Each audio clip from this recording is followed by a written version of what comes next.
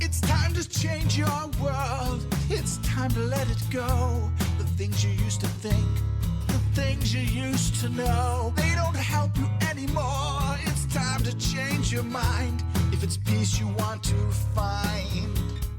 This is Kurt Kaikonen, pastor of Calvary Chapel, Waterford, at your neighborhood church.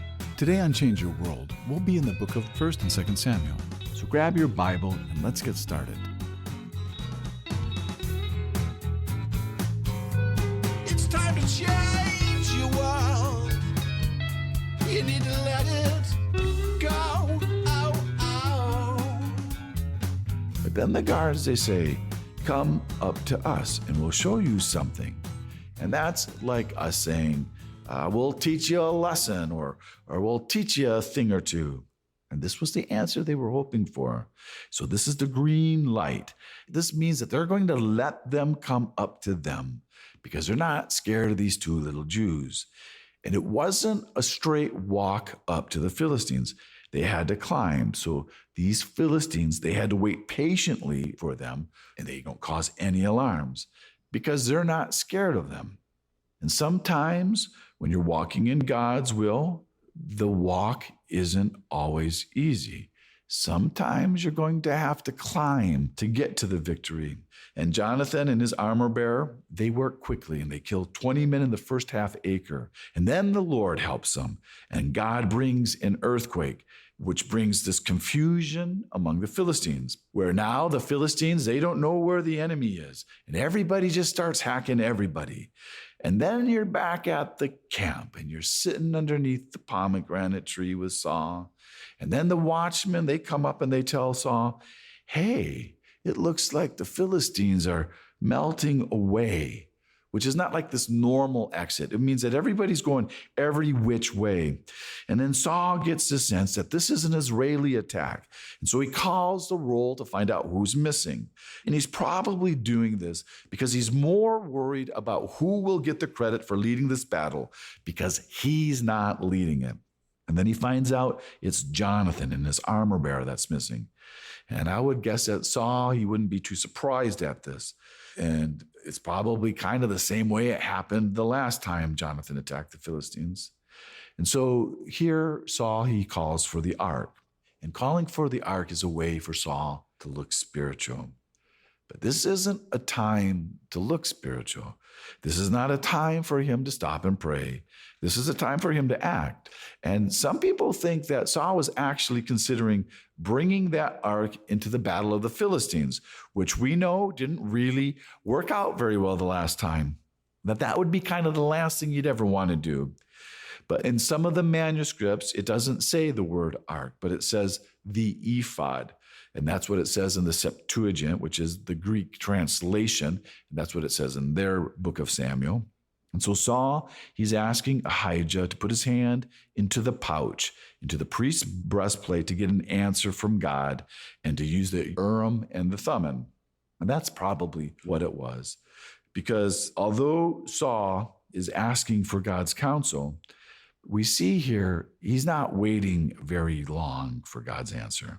So he tells the priest to withdraw his hand. And that's because Saul, he's hearing the battle. It's getting louder and louder. And so he's not going to wait any longer.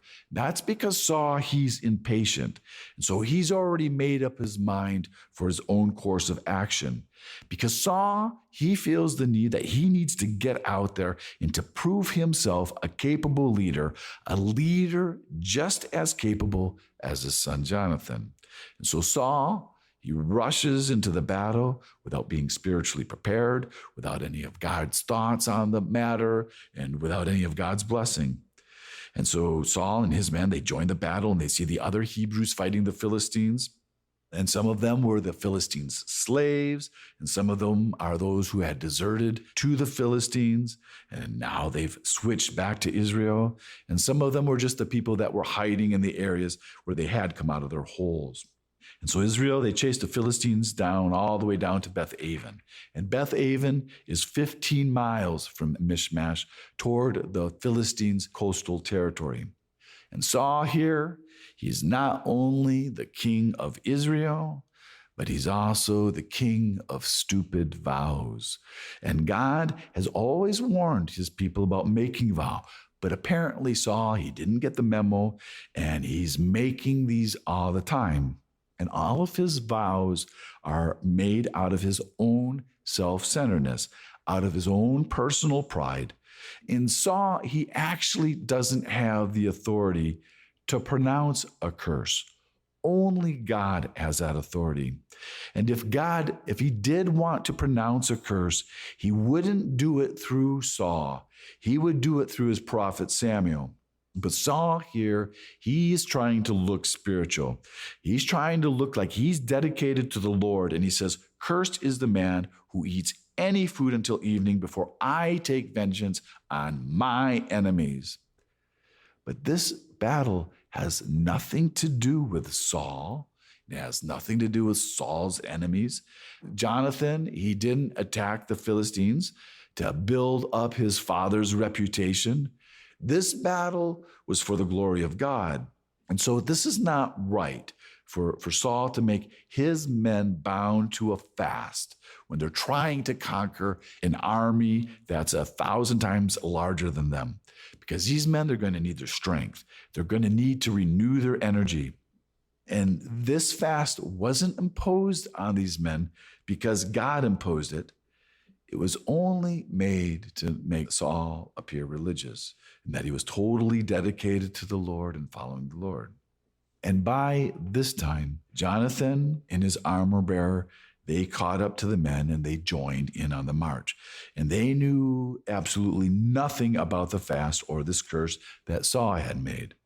And so now here you are, you're walking in the woods, and you've been fighting longer than anybody else today, and you missed lunch, and you may probably have missed your own breakfast, and you're absolutely famished. And now you're walking through the forest, and you never see honey dripping down in the forest. That's not something you see every day. This would like being in the middle of the wilderness and you find a vending machines filled with candy bars. This is a miracle. This is a provision from God. And these men, they couldn't partake of it because of Saul's foolish oath. But God, he knew that the men needed energy, and so he provided for them. And then Jonathan, he dips his rod and he gets a little taste and his energy returns. And then he hears of his father's curse, that whoever eats this day is cursed. And Jonathan, he's bold enough to answer honestly about his father's foolishness, where he says, "My father has troubled the land." And that word that Jonathan used for troubled here is that same word troubled that was used for Achan when he was caught stealing the dedicated things at the Battle of Jericho. Because here Saul, he has weakened his soldiers and he's kept them from being as effective as they could be on this day of battle.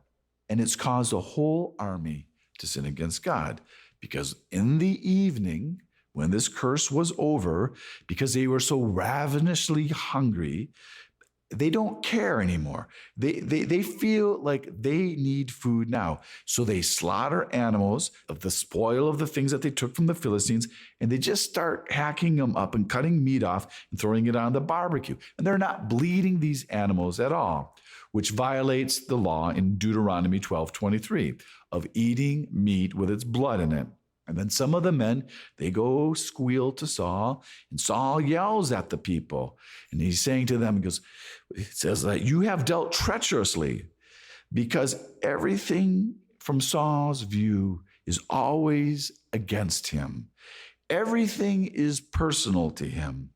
And so Saul has some of these men roll over a large stone so that the animals can be slaughtered there and the blood can be drained easily. And then we hear that Saul builds his first altar, because now what he's going to try to do, he's going to try to turn this abomination of improper food preparation into a worship service. But this is the first altar that Saul ever built. Saul has been a king for quite a while now. He should have built quite a few altars by this time. But Saul here, he's not a spiritual man. Saul is a religious man. Saul is a superstitious man. So this altar, it wasn't successful because the people were more interested in eating food than worshiping because of the foolish curse. And because of Saul's curse, it cost the loss of a greater victory that could have been had. But Saul here, he still wants that greater victory anyways. So now he's going to try to move all these men at night so that they can surprise the Philistines in the morning. So now he seeks out Ahijah so that they can inquire of the matter. And I believe this was Ahijah's idea. And though we're not told, this is probably again the Urim and the Thummim, but here God won't answer Saul.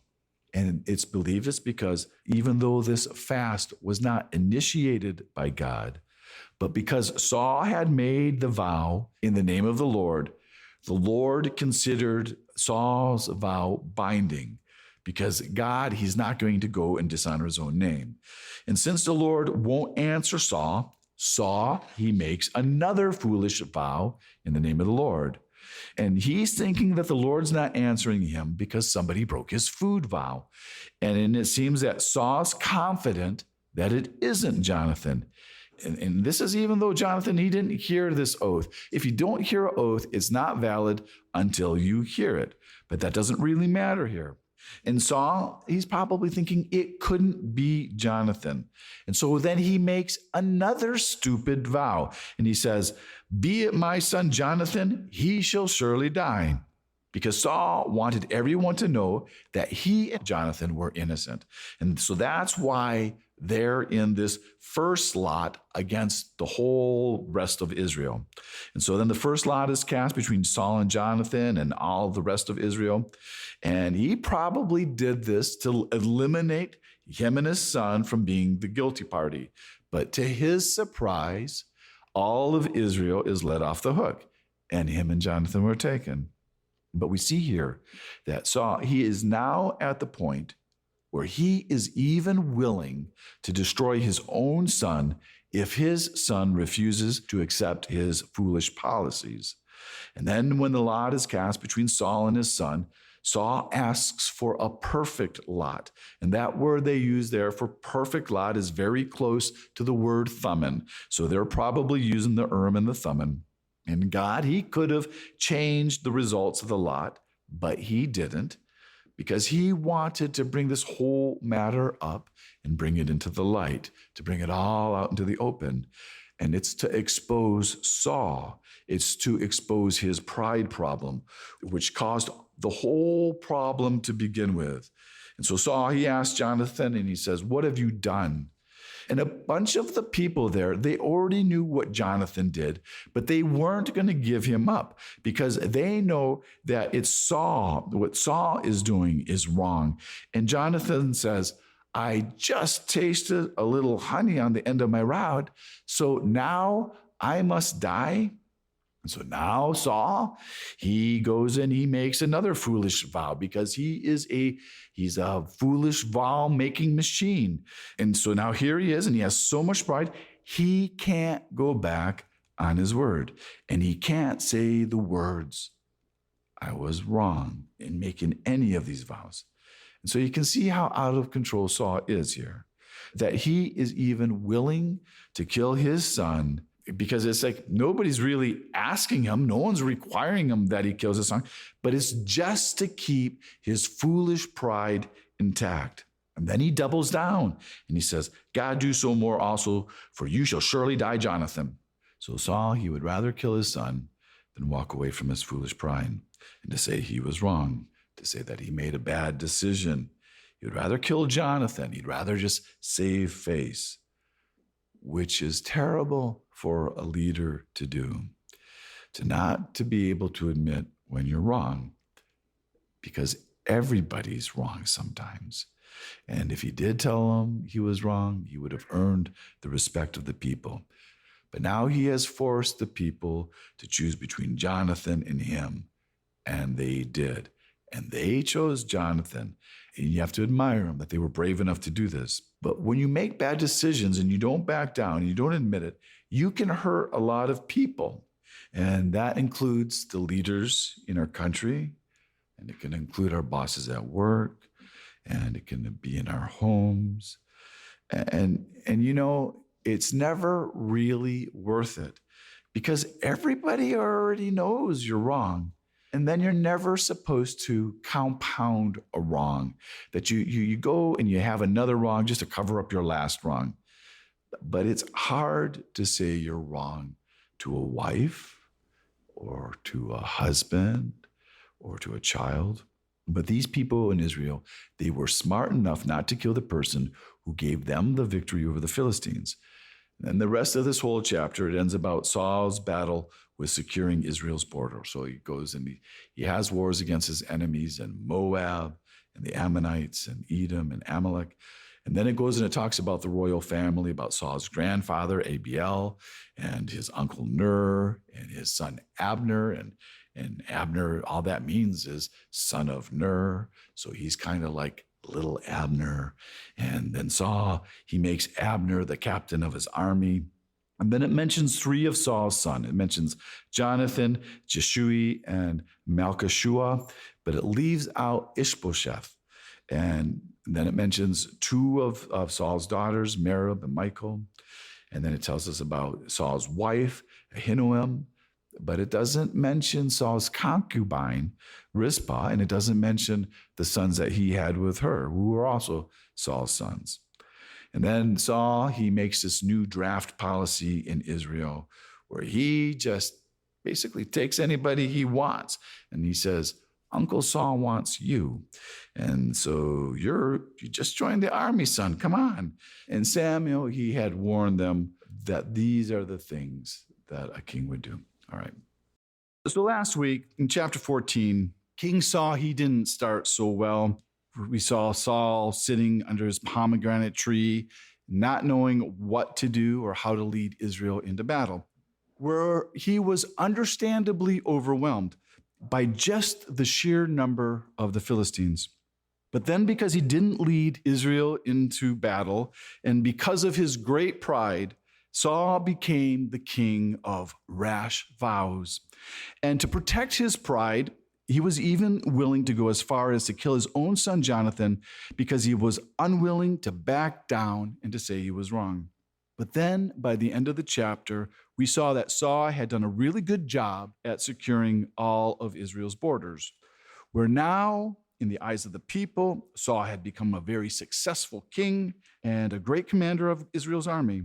So now, as chapter 15 begins, we see the prophet Samuel coming to King Saul with a mission for Saul from the Lord.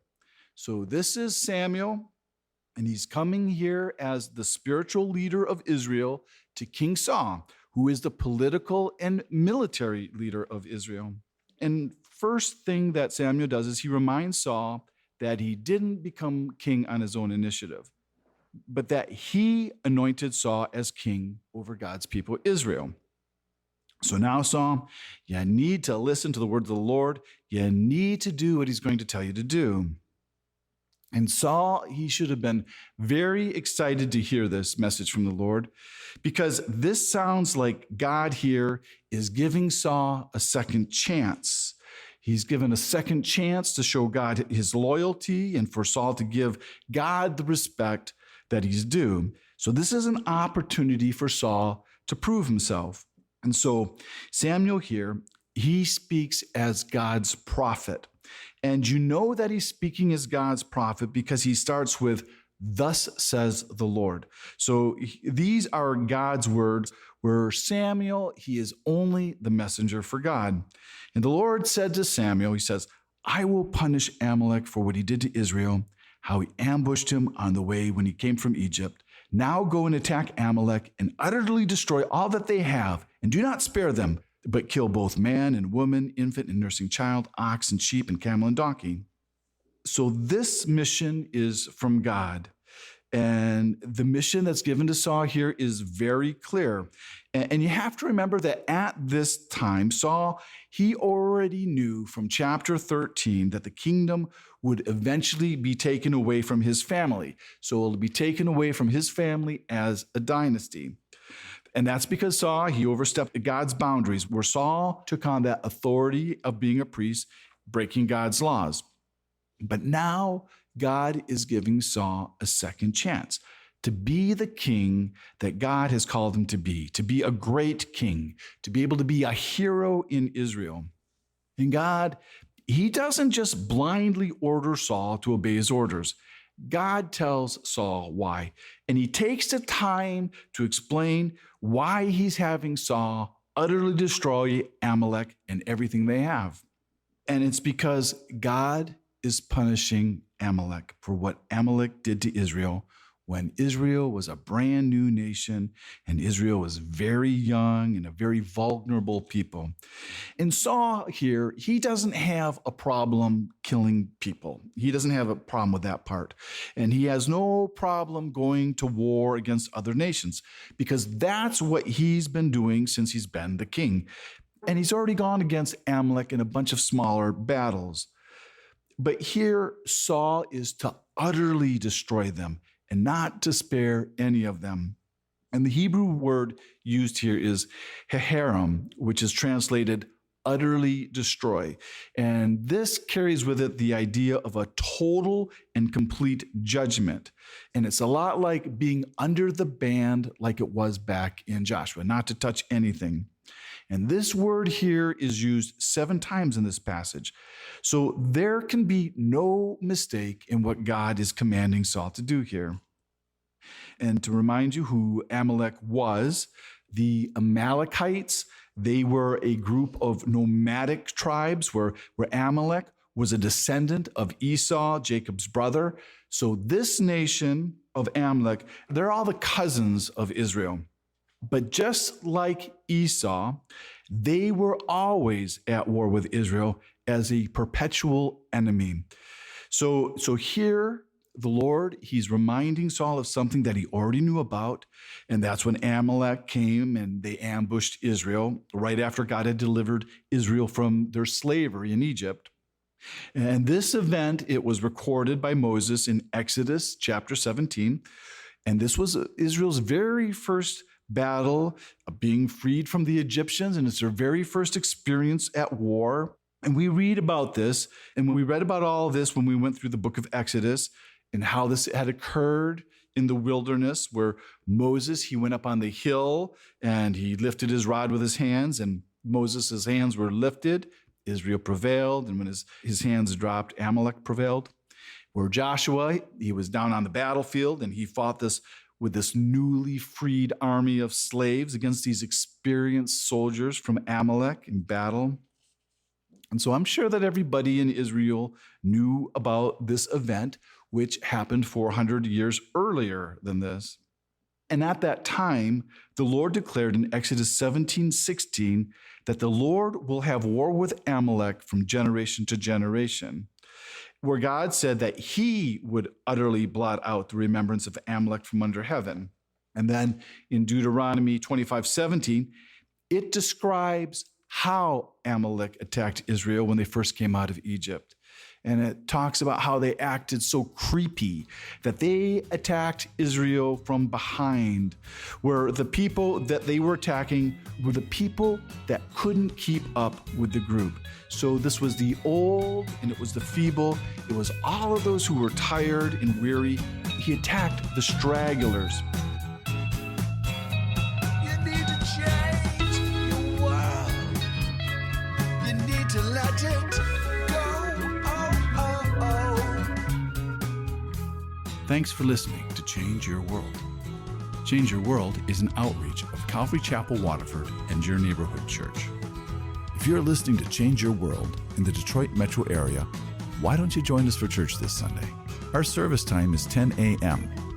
at Calvary Chapel, Waterford, 183 South Winding Drive, Waterford, Michigan. We're competing with the Catholics. It's only an hour.